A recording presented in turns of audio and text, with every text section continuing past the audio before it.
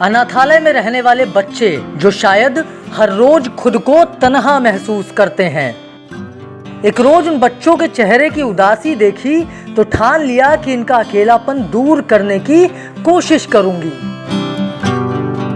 उन बच्चों को खुशी देने की सोच ने आकार दिया सोच फाउंडेशन को। उत्तर प्रदेश के फतेहपुर की रहने वाली अनामिका सोनी फिलहाल कर्नाटक के मैसूर में रहती हैं। घर में मां को लोगों की मदद करते देखती थी तो वहीं से कुछ बेहतर करने की सोच बना डाली।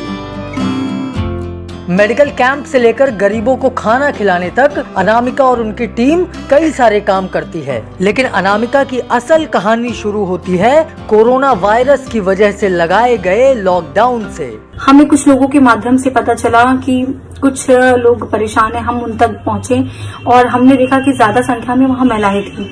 तो हमने सोचा कि हम उनकी कैसे मदद करें, क्योंकि काम काज की वजह से उनके परिवार वाले दूसरी जगह में फंसे हुए थे। किसी के पिता, किसी के भाई, किसी के बेटे अलग अलग राज्यों में, अलग अलग शहरों में लॉकडाउन की वजह से फंसे हुए थे और आ नहीं पा रहे थे और किसी तरह का कोई आमदनी नहीं थी। तो हमने उनको मास्क बनाने का रोजगार दिया, जिससे वो डेली 250-300 रुपए कमा लेती हैं और लोगों तक अपने घर को आराम से चला पाती हैं। इससे हमने 250-300 महिलाएं इससे जोड़ी। हमने कई जिलों में, मैसूर से लेकर हमने कानपुर, फतेहपुर, लखनऊ, हमने लोगों को जोड़ा और 250-300 करीब महिलाएं इससे जुड़ी। लॉकडाउन में अनामिका को पता लगा कि कुछ गरीब लोग भूख से परेशान हैं। अनामिका उनके पास पहुंची और उनमें शामिल महिलाओं को आत्मनिर्भर बनाने का बीड़ा उठा लिया। अनामिका ने उन महिलाओं को मास्क बनाना सिखाया और फिर यही उन महिलाओं के लिए रोजगार का साधन बन गया।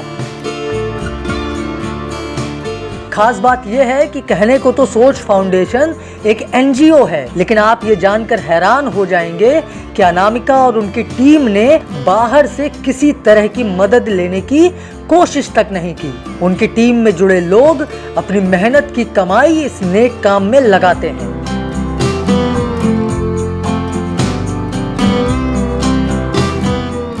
अनामिका और उनकी टीम यही नहीं रुकी। मास्क के बाद अनामिका ने महिलाओं को सैनिटरी पैड के बारे में जागरूक करना शुरू किया। अपनी इस कोशिश को अनामिका ने नाम दिया स्त्री केयर। अनामिका के स्त्री केयर सैनिटरी पैड की पैकिंग से लेकर मार्केटिंग तक गांवों के समूहों से जुड़ी महिलाएं ही करती हैं। इससे न सिर्फ महिलाओं को रोजगार मिल रहा है, बल्कि इससे गांव की महिलाओं में सैनिटरी पैड्स को लेकर जागरूकता भी बढ़ रही है। तो आइए सुनते हैं अनामिका सोनी की पूरी कहानी उन्हीं की जुबानी। हर इंसान किसी न किसी से कुछ सीखता है।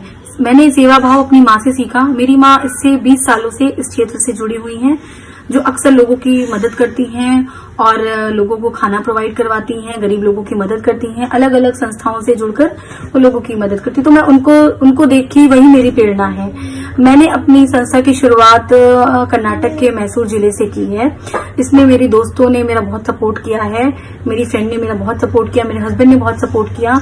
हम अक्सर अनाथ आश्रम जाते हैं, वहां पे 70 से 80 गर्ल्स रहती हैं, जिनको हम फ्री एजुकेशन प्रोवाइड करवाते हैं और हम लोग एजुकेशन प्रोवाइड करवाते हैं। साथ ही साथ छोटे छोटे फेस्टिवल्स उनके साथ सेलिब्रेट करते हैं, उनके साथ खुशियां बांटते हैं, उनको किसी तरह हम खुश रखने की कोशिश करते हैं। हमारे माननीय मोदी जी ने सैनिटरी पैड का बहुत ज्यादा अभी अवेयरनेस करवाया। उन्होंने बहुत ज्यादा इसको लेकर मतलब लोगों को अवेयर करवाया है। तो हमने सोचा छोटा सा एक सहयोग हम भी कर दें अपने स्तर पे, क्योंकि कहते हैं ना बूंद बूंद से सागर बनता है। तो हमने सैनिटरी पैड स्त्री केयर के नाम से हमने लॉन्च किया और हम महिलाओं को उसमें रोजगार प्रोवाइड हम करवाने की कोशिश कर रहे हैं, हम करवा रहे हैं। इसमें हमें साध्वी मैम ने भी सलाह दी कि समूह की महिलाओं को जोड़े।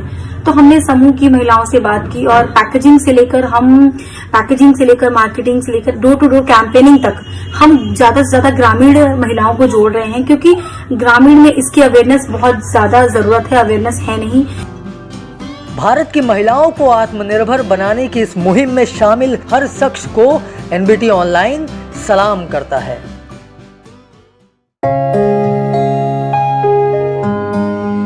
कर्म से जो अपनी किस्मत लिखते हैं, भीड़ में वो कुछ अलग दिखते हैं। उनकी लगन लोगों का यकीन है।